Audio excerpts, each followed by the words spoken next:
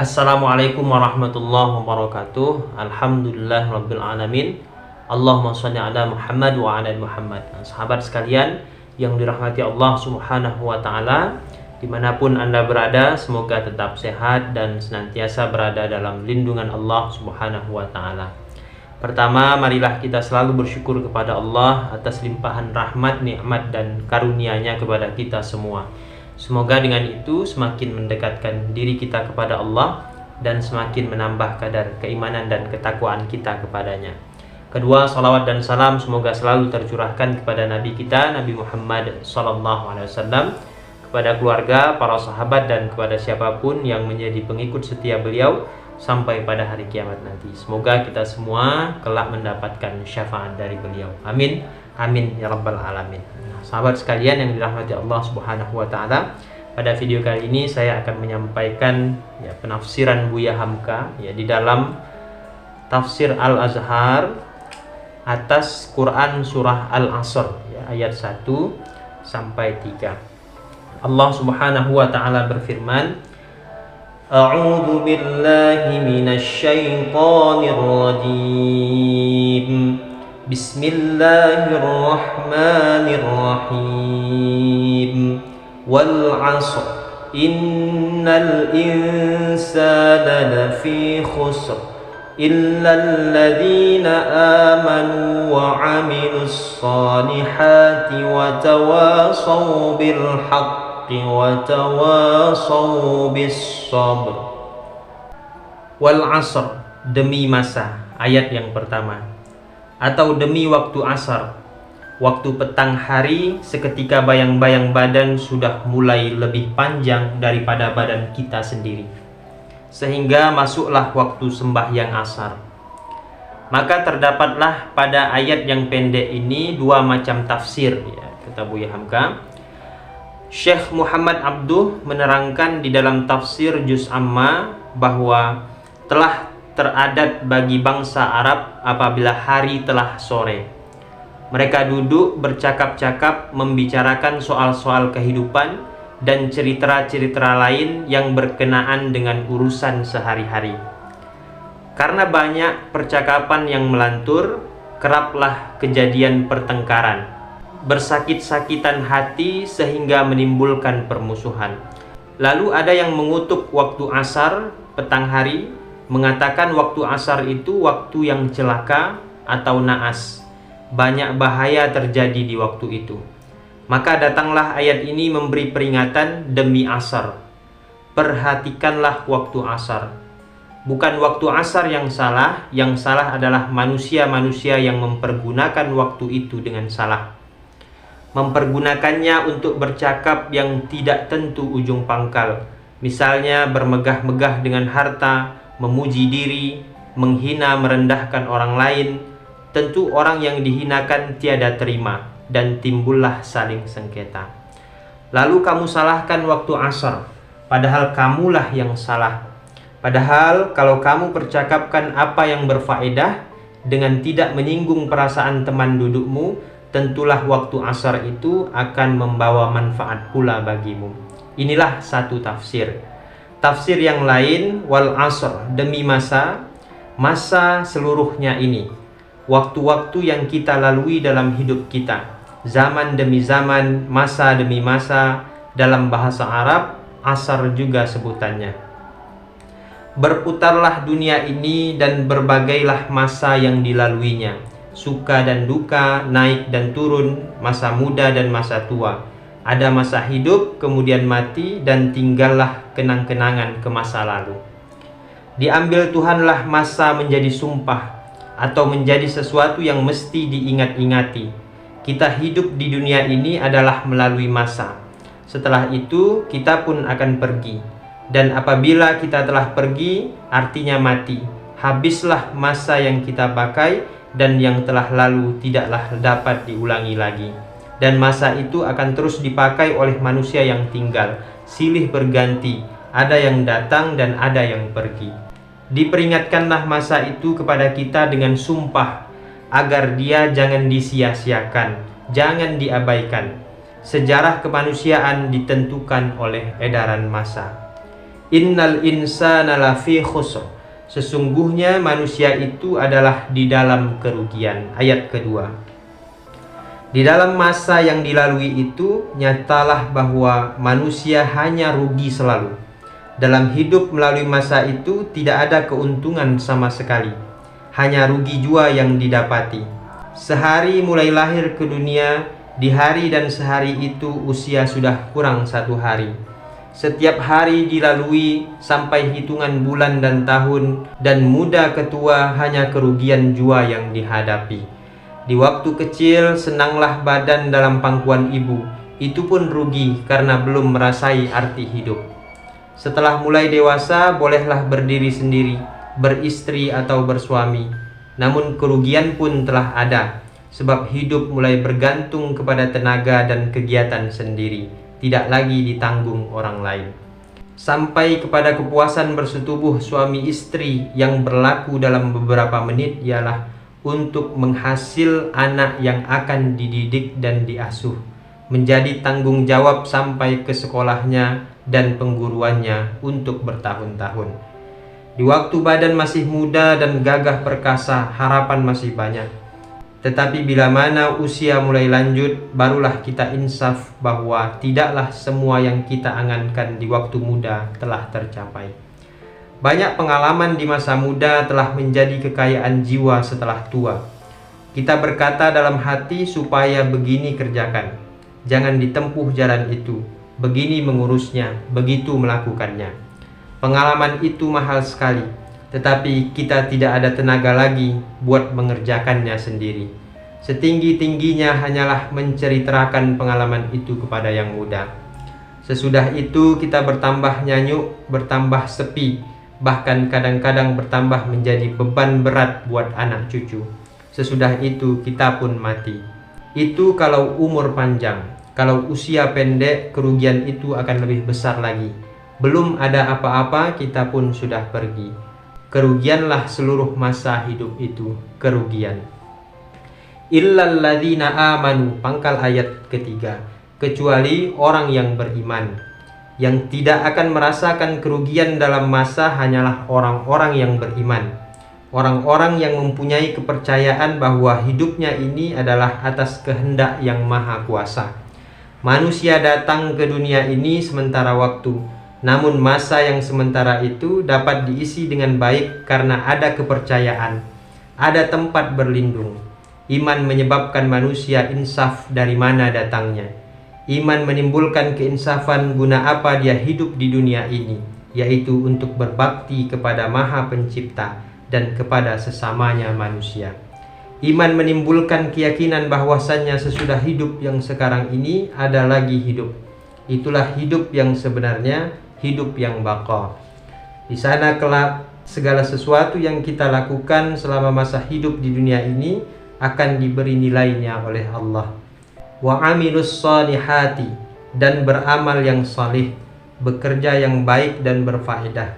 Sebab hidup itu adalah suatu kenyataan dan mati pun kenyataan pula. Dan manusia yang dikeliling kita pun suatu kenyataan pula. Yang baik terpuji di sini, yang buruk adalah merugikan diri sendiri dan merugikan orang lain. Sinar iman yang telah tumbuh dalam jiwa itu dan telah menjadi keyakinan, dengan sendirinya menimbulkan perbuatan yang baik. Dalam kandungan perut ibu, tubuh kita bergerak. Untuk lahir ke dunia, kita pun bergerak. Maka hidup itu sendiri pun adalah gerak. Gerak itu adalah gerak maju. Berhenti sama dengan mati. Mengapa kita akan berdiam diri? Mengapa kita akan menganggur? Tabiat tubuh kita sendiri pun adalah bergerak dan bekerja. Kerja hanyalah satu dari dua, kerja baik atau kerja jahat. Setelah kita meninggalkan dunia ini, kita menghadapi dua kenyataan. Kenyataan pertama adalah sepeninggal kita, yaitu kenang-kenangan orang yang tinggal. Dan kenyataan yang kedua ialah bahwa kita kembali ke hadirat Tuhan. Kalau kita beramal salih di masa hidup, namun setelah kita mati, kenangan kita akan tetap hidup berlama masa. Kadang-kadang kenangan itu hidup lebih lama daripada masa hidup jasmani kita sendiri. Dan sebagai mukmin kita percaya bahwa di sisi Allah amalan yang kita tinggalkan itulah kekayaan yang akan kita hadapkan ke hadapan hadirat ilahi. Sebab itu tidaklah akan rugi masa hidup kita. Wa tawasau bil haqq, dan berpesan-pesanan dengan kebenaran. Karena nyatalah sudah bahwa hidup yang bahagia itu adalah hidup bermasyarakat. Hidup nafsi-nafsi adalah hidup yang sangat rugi. Maka hubungkanlah tali kasih sayang dengan sesama manusia. Beri-memberi ingat apa yang benar, supaya yang benar itu dapat dijunjung tinggi bersama. Ingat memperingatkan pula mana yang salah, supaya yang salah itu sama-sama dijauhi. Dengan demikian beruntunglah masa hidup. Tidak akan pernah merasa rugi. Karena setiap pribadi merasakan bahwa dirinya tidaklah terlepas dari ikatan bersama. Bertemulah pepatah yang terkenal, duduk seorang bersempit-sempit, duduk ramai berlapang-lapang. Dan rugilah orang yang menyendiri, yang menganggap kebenaran hanya untuk dirinya seorang. Wa tawasau bis sabr, dan berpesan-pesanan dengan kesabaran. Ujung ayat ketiga. Tidaklah cukup kalau hanya pesan memesan tentang nilai-nilai kebenaran. Sebab hidup di dunia itu bukanlah jalan datar saja. Kerap kali kaki ini terantuk duri, teracung kerikil. Cobaan terlalu banyak.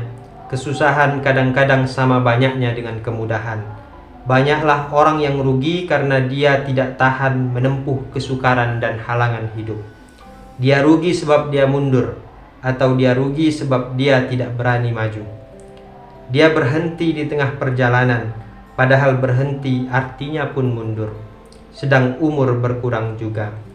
Di dalam Al-Quran banyak diterangkan bahwa kesabaran hanya dapat dicapai oleh orang yang kuat jiwanya.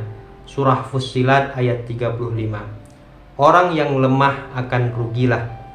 Maka daripada pengecualian yang 4 ini, yakni yang pertama iman, yang kedua amal soleh, yang ketiga ingat mengingat tentang kebenaran, dan yang keempat ingat mengingat tentang kesabaran, kerugian yang mengancam masa hidup itu pastilah dapat dielakkan. Kalau tidak ada syarat yang 4 ini, rugilah seluruh masa hidup. Ibnul Qayyim di dalam kitabnya Miftahu Daris Sa'adah menerangkan, kalau keempat martabat telah tercapai oleh manusia, berhasillah tujuannya menuju kesempurnaan hidup. Pertama, mengetahui kebenaran. Kedua, mengamalkan kebenaran itu. Ketiga, mengajarkannya kepada orang yang belum pandai memakaikannya. Keempat, sabar di dalam menyesuaikan diri dengan kebenaran dan mengamalkan serta mengajarkannya. Jelaslah susunan yang 4 itu di dalam surah ini. Dalam surah ini Tuhan menerangkan martabat yang 4 itu. Dan Tuhan bersumpah demi masa bahwasannya tiap-tiap orang rugilah hidupnya kecuali orang yang beriman, yaitu orang yang mengetahui kebenaran lalu mengakuinya. Itulah martabat pertama. Beramal yang salih, yaitu setelah kebenaran itu diketahui lalu diamalkan. Itulah martabat yang kedua. Berpesan-pesanan dengan kebenaran itu, tunjuk menunjuki jalan ke sana. Itulah martabat ketiga. Berpesan-pesanan, nasihat menasihati, supaya sabar menegakkan kebenaran dan teguh hati jangan bergoncang. Itulah martabat keempat. Dengan demikian tercapailah kesempurnaan.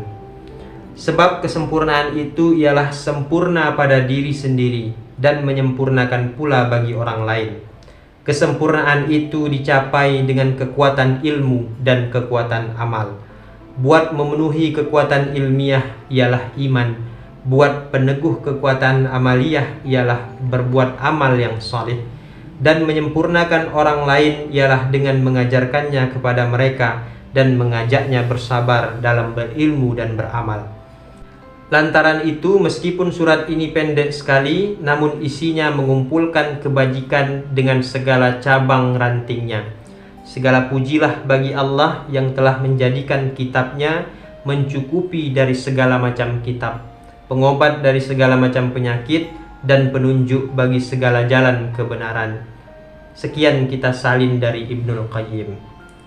Ar-Razi menulis pula dalam tafsirnya, dalam surah ini terkandung peringatan yang keras, karena sekalian manusia dianggap rugilah adanya, kecuali barang siapa yang berpegang dengan keempatnya ini, yaitu iman, amal saleh, pesan memesan kepada kebenaran, dan pesan memesan kepada kesabaran. Itu menunjukkan bahwa keselamatan hidup bergantung kepada keempatnya. Jangan ada yang tinggal. Dan dapat juga diambil kesimpulan dari surah ini bahwa mencari selamat bukanlah untuk diri sendiri saja, melainkan disuruh juga menyampaikan atau sampai menyampaikan dengan orang lain. Menyeru kepada agama, nasihat atas kebenaran, amar ma'ruf nahi mungkar, dan supaya mencintai atas saudaranya apa yang dia cintai untuk dirinya. 2 kali diulang tentang pesan memesan, wasiat mewasiati, karena pada yang pertama menyerunya kepada jalan Allah, dan pada yang kedua supaya berteguh hati menjalankannya. Atau pada yang pertama menyuruh dengan yang ma'ruf, dan pada yang kedua mencegah dari yang mungkar. Di dalam surah Luqman ayat 17 dengan terang-terang ditulis wasiat Luqman kepada anaknya agar dia suka menyuruh berbuat baik, mencegah berbuat mungkar, dan bersabar atas apapun jua yang menimpa diri. Menurut keterangan Ibnu Katsir pula di dalam tafsirnya, suatu keterangan daripada At-Tabrani yang ia terima dari jalan Hamad bin Salmah dari Thabit bin Ubaidillah bin Hasan. Kalau 2 orang sahabat-sahabat Rasulullah SAW bertemu, belumlah mereka berpisah, melainkan salah seorang di antara mereka membaca surah Al-Asr ini terlebih dahulu. Barulah mereka mengucapkan salam tanda berpisah. Syekh Muhammad Abduh dalam menafsirkan hadis pertemuan dan perpisahan 2 sahabat ini berkata, ada orang yang menyangka bahwa ini hanya semata-mata tabarruk, mengambil berkat saja. Sangka itu salah. Maksud membaca ketika akan berpisah ialah memperingatkan isi ayat-ayat, khusus berkenaan dengan pesan memesan kebenaran dan pesan memesan atas kesabaran itu, sehingga meninggalkan kesan yang baik. Imam Asy-Syafi'i berkata, kalau manusia seanteronya sudi merenungkan surah ini, sudah cukuplah itu baginya.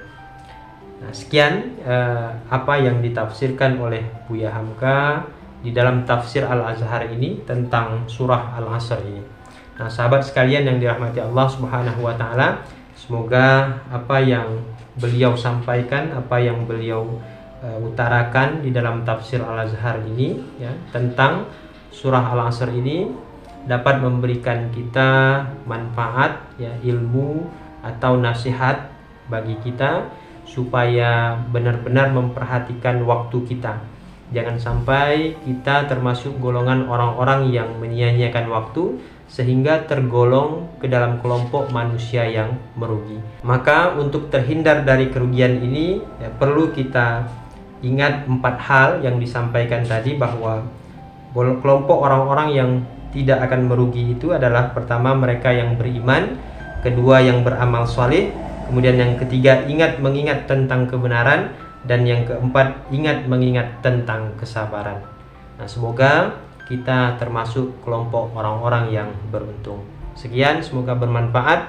Billahi fisabilil haq fastabiqul khairat. Wassalamualaikum warahmatullahi wabarakatuh.